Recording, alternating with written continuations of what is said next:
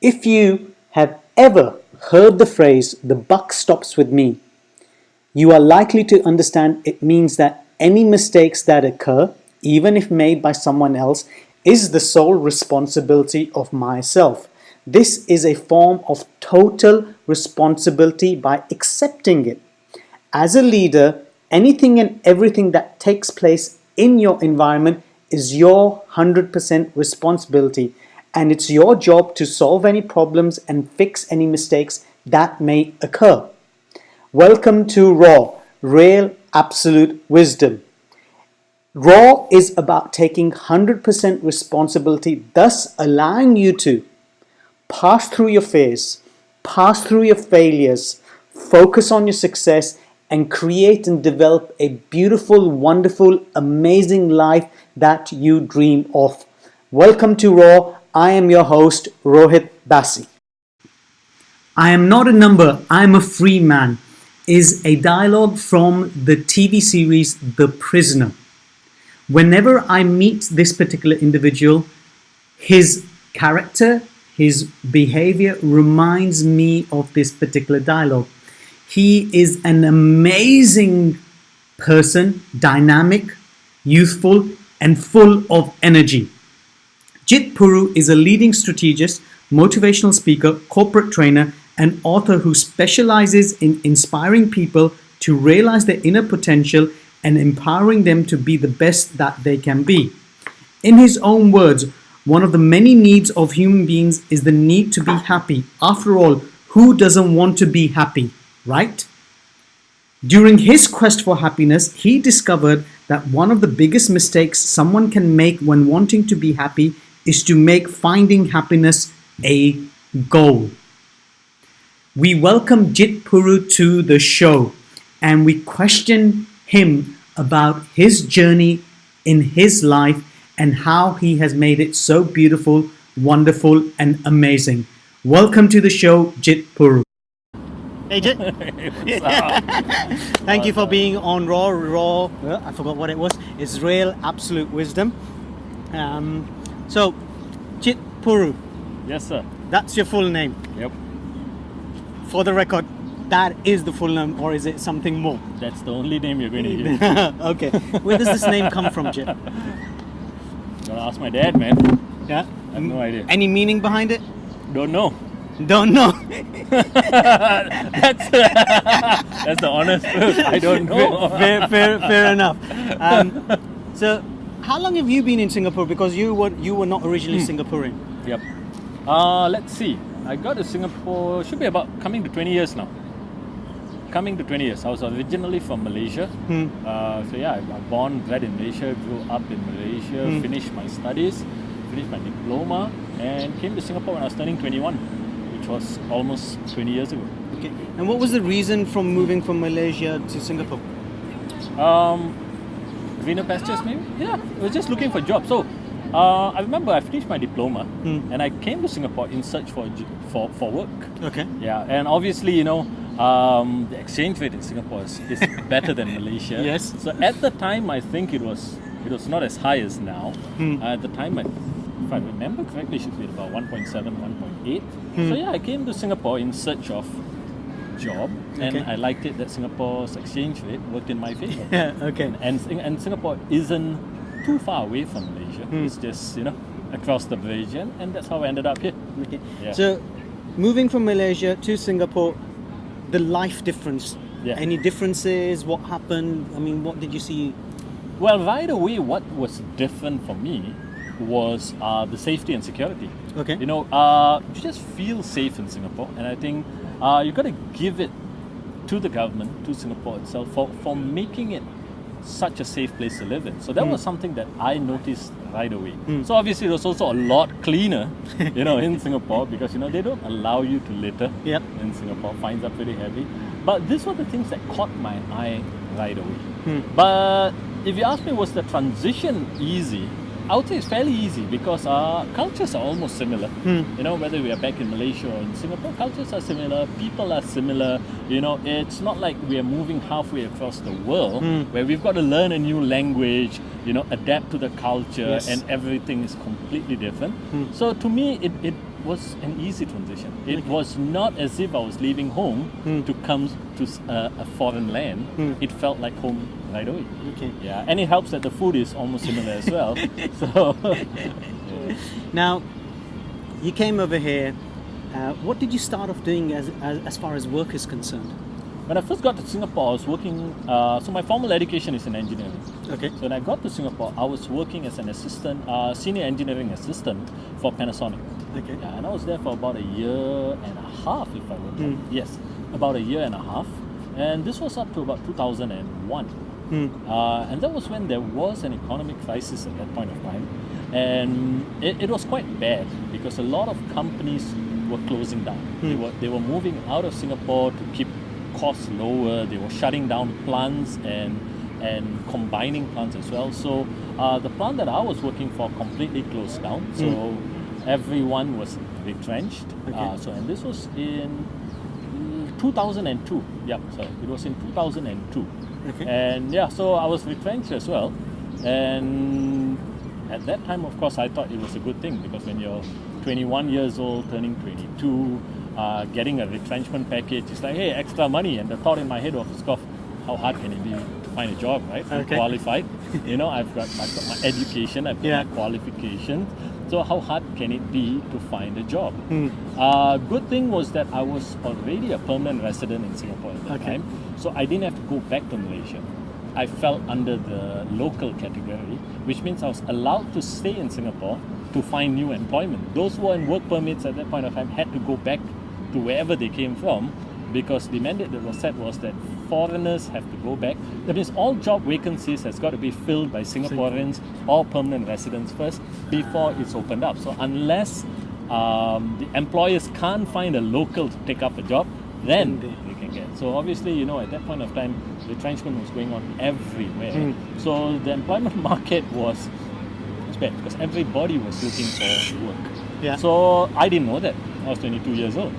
I had some money from retrenchment, which I was very happy. And the question was, how hard can it be to find a job? It was really hard. Okay. A lot of other people who were more qualified, more experienced, also out of a job, and of course they took priority. So was it about 7 months, I think, of bumming on the sofa, trying to every day. That was my life, where I buy the newspapers, look for walk-in interviews, any job. There was not even a question of whether I like the job or I don't like the job. It reached a point that someone give me a job. The bills have got to be paid. Life has to go on. It was about 7-8 months into this was when I saw a walk-in interview. Actually, I think it happened in the 5th month first. I saw a walk-in interview for Singapore Airlines as a flight steward. And I was like, okay, let me try. I tried, I didn't get in. Okay. And then about a month later, I saw it in the newspapers again, and I went for the second time. The second time when I tried, and then I got in. Okay. Yeah, so then I made that transition to now from being in the engineering line, now I went into hospitality and service. And I was with Singapore Airlines for about 7.5 years as a flight steward. Okay. Yeah. Now, being back in Malaysia, before you even did your engineering, when you were a child, what was your aspiration? What did you want to do? To play in the NBA. Ah, Yeah. so a basketball fan. Yep. How come basketball? Just happened, man. It just felt right. Yeah. Yeah. It just felt right. That's it. Yeah.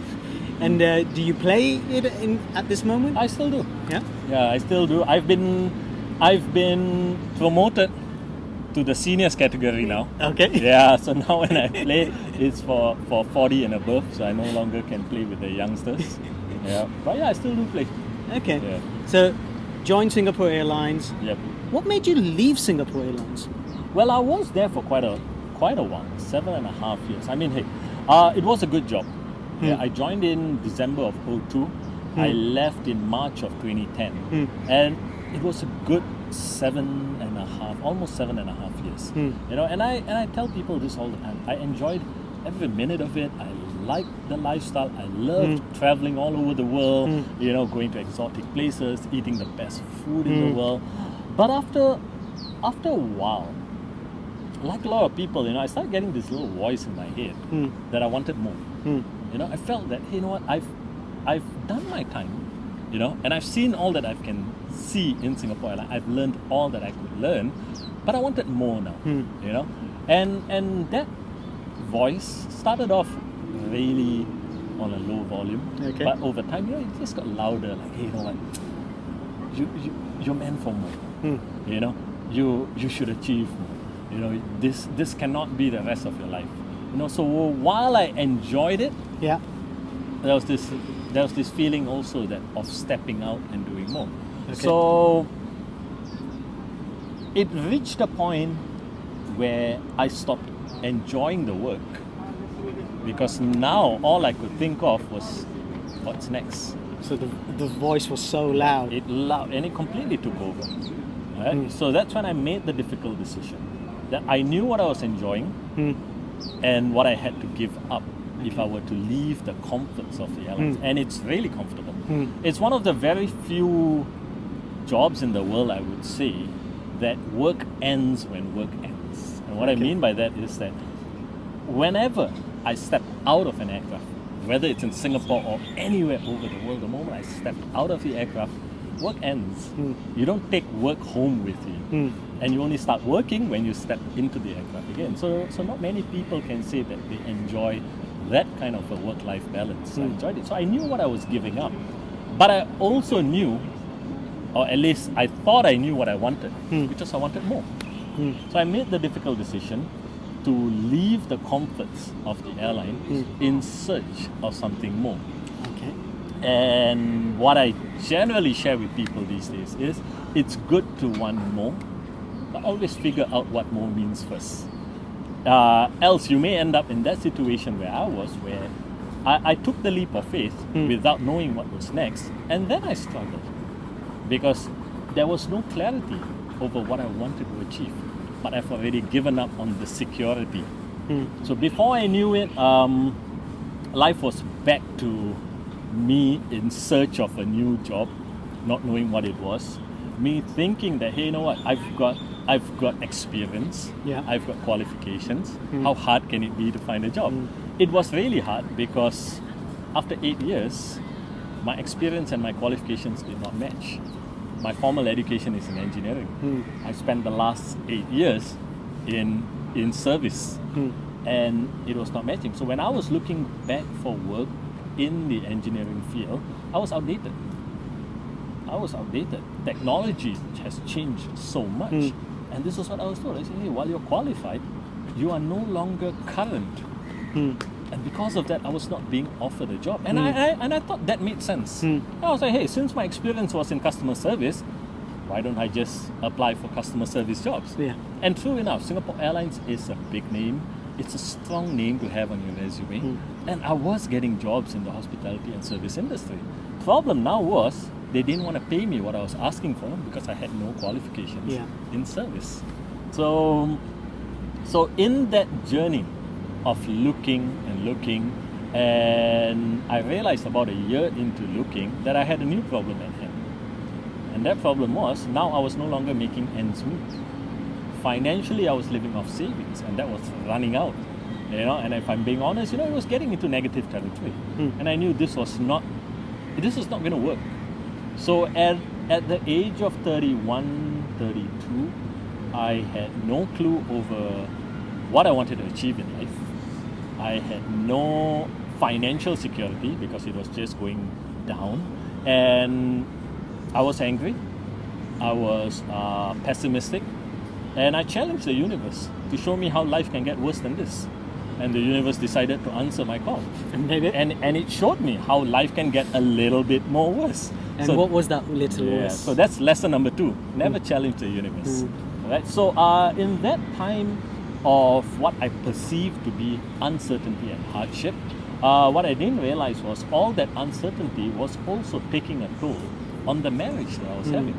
And in an instant, the marriage also came to an end. So for me at that point of time, life felt as if it went back one full circle. I was back to that 21-year-old boy who has nothing in Singapore. Without a job, without money, without a roof over the head, and without companionship. And it was a difficult time to be in because then the only question in my mind was, why me? why me in a negative state of mind leads to what's the purpose of life, and not in a positive way.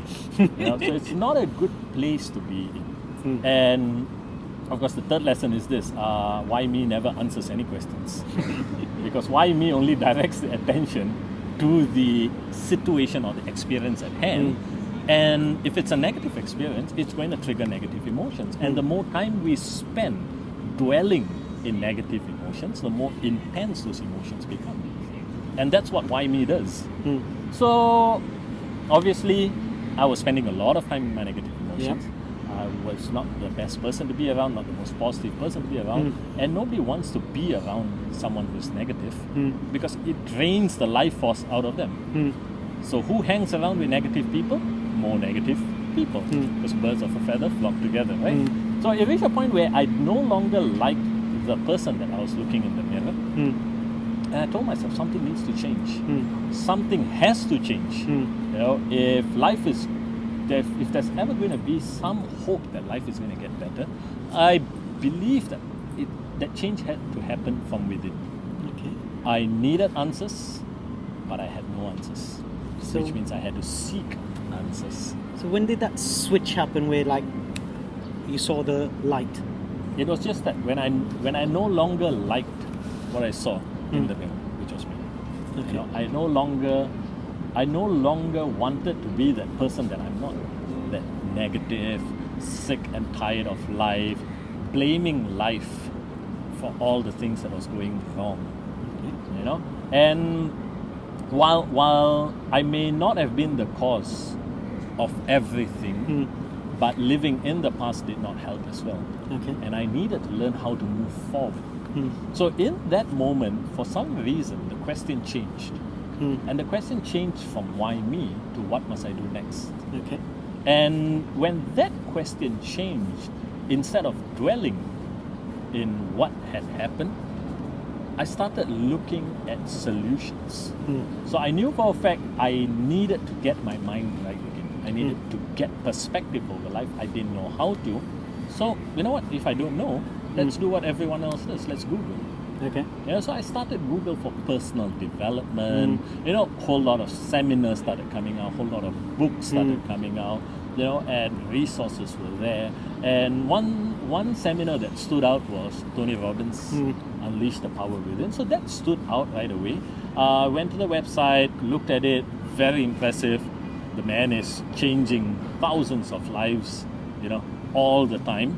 And I was very interested in going for that. Problem was, he was not running the seminar in Singapore. The closest he was running it was Sydney.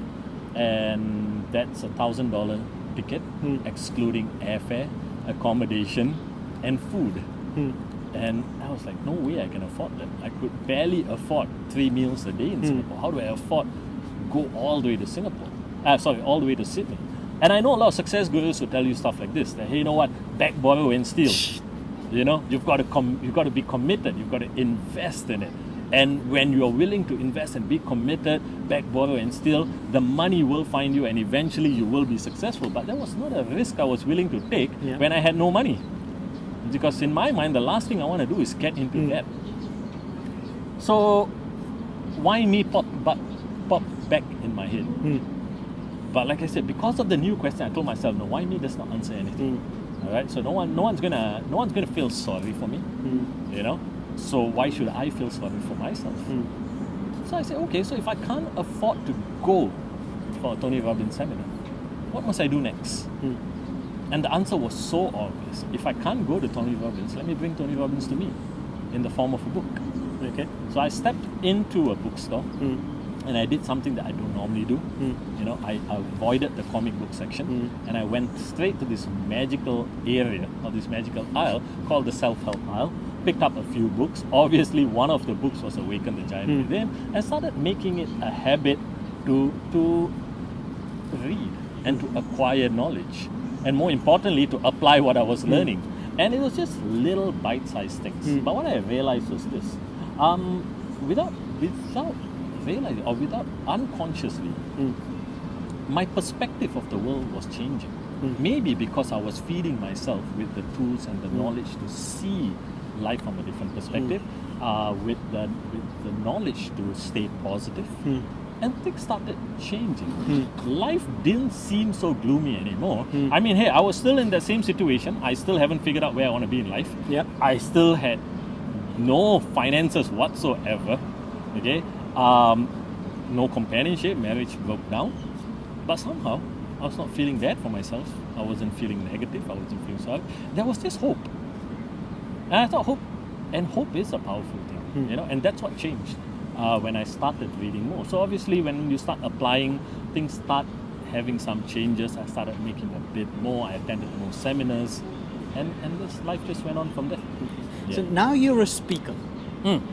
Okay, as a speaker, you focus on mindset. Okay. And well, mindset is one of the things that I speak on. Mindset is one of the things. I've seen that you are releasing a book on sales and rejection in sales and failures. How come you've come up with this sales and rejection in failures? What made you come up with that title? Well, the reality is this: everything comes back to emotions. Whether I'm speaking about mindset, whether I'm speaking about adapting to change, or I'm speaking about rejections or the perception of failure, or how to be successful in life, it all comes back to the emotions that we're having. Okay. Negative emotions will bring about negative experiences. Positive emotions bring about positive experiences, and so on and so forth. And it also affects performance. So what I really do, in essence, is I help people have better emotions. Okay. So when it comes to sales, so why the new book? My first book was called You Deserve Happiness. Yes. And it's a pure self-help book. And it's about understanding how to trigger the positive emotions that's needed to be successful in life. So of course the definition of success is something that, differs from person to person. There's no one size fits all. But once you've identified what success means to you, then you've got to now trigger the right emotions to take you on the journey. And since my first book to now, it's been 3 years. Of course, I've written a lot more articles, on various topics, and they're quite diverse in what I write about. But if you look at the underlying theme, they all do come back to managing your emotions. So why sales, rejections, and the perception of failure?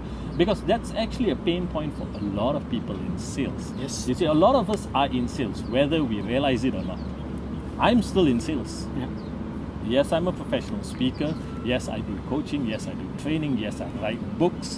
But I'm also selling. Yes. Because someone has to buy what I do before I can go and do what I want to do. Absolutely. So I'm still in sales. So I understand what are the pain points that salespeople go through, because it is the same pain points that I've been through and I still go through at times. And one of the biggest things that salespeople go through is that feeling of rejection. Yes. You see, a customer or a prospect has the choice to say no. They are exercising their rights, they are exercising their choice, because not everything that we sell is applicable to everyone. And if someone says no, that's a choice that they're exercising. But to feel rejected, that's also a choice that we make. And it happens in sales. Rejections lead to demoralization, that feeling of dismay, that unworthiness, that feeling of failure. And this happens. And especially when you're new in sales, rejections is what kills your career. And it's not that the customer is rejecting, it's that feeling of being rejected. So I looked at it and I said, hey, this is a big point that a lot of people are not addressing. There are not a lot of books about this. There's a lot of books on sales skills. But not There's on a lot of seminars on sales skills, how to close better, how to negotiate better, how to turn objections. But hey, how do we manage our emotions when we get rejected? How do we find that motivation from within when we don't want to step out of bed? I know what to do. My sales skills are there. I know how to present. Yeah. I just don't want to do it in fear that when I do it, I'm going to get rejected. So how do I pick myself up in that point of time?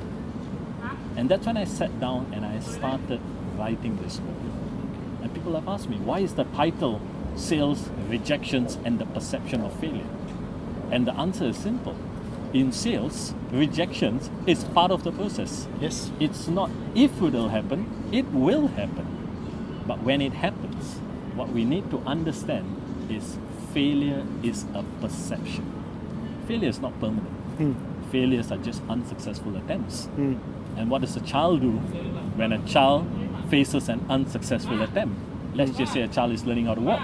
And the child falls. What does the child do? The child picks himself or herself up and tries again, because the child has not conditioned himself or herself to believe that failure is permanent. Adults do that. Children just look at it as unsuccessful attempts and they say, hey, okay, let's do this again. And that's the whole idea behind the book. So yeah, I've sat down, I've interviewed a lot of salespeople, I'm still interviewing a lot of salespeople, going through what were the pain points that they felt, and just doing my research and coming up with different frameworks, different models, things like the rejection repetition paradox, which I wouldn't let the cat out of the bag right now yet. I was going to say let the cat out. Which you will have to get the book to find out. But yeah, this is one of the things that I talk about, which is the rejections and repetition paradox. And it's going to be good stuff, man. And it's going to help all salespeople. Of course, when you're new, it's going to be much more helpful because it's the thing that seasoned salespeople learn through experience. That hardening, that immunity from rejection, right, happens over time. It happens naturally for those who go through the hardship. For those who persevere, they build this outer layer that protects them from that feeling of rejection. But when you're new, you don't have that protective layer. So you're going to speed up the process. Speed up the process. I'm going to tell you, hey, you don't have to wait 5 years to learn the hard way. Do this from day one, and you'll know how to pick yourself up. And that's what I've seen is you've done with the how to become a professional speaker as well. Is you've created a whole blueprint. I saw that and I was very amazed because I've gone through a painful experience on that. And when I saw your material, I was like, wow, this is like cutting it off, speeding up the process. So you have this, I'm seeing it's that ability, what I'm seeing is that ability of why do people need to suffer? Let's minimize that suffering. Okay, we do go through that, but let's minimize it. So what I try to do is really this. I look at my life, and what are the things that I had to learn the hard way? And how can I now share what I've learned so that other people can cut their learning curve, have a shorter time to master a certain skill. So all the things that I teach, I speak on, are really based on life experiences. So I don't do anything that I've not done before, or I don't speak on anything that I've never done before, because hey, to me I think true value lies in sharing what you have learned. At the end of the day, the way I look at it is this: we are all mediums of knowledge. We don't know when our time is going to be up. When it's up, and we can acquire anything. We can acquire knowledge, we can acquire wealth, we can acquire health, but when it goes, and we can't take anything with us.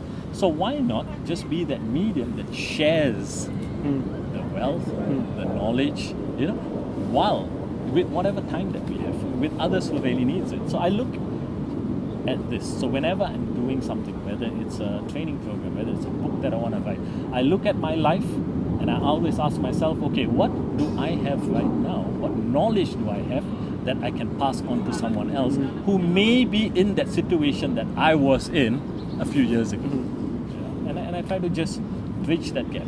So there's an interesting thing which you were talking to me before about external validation.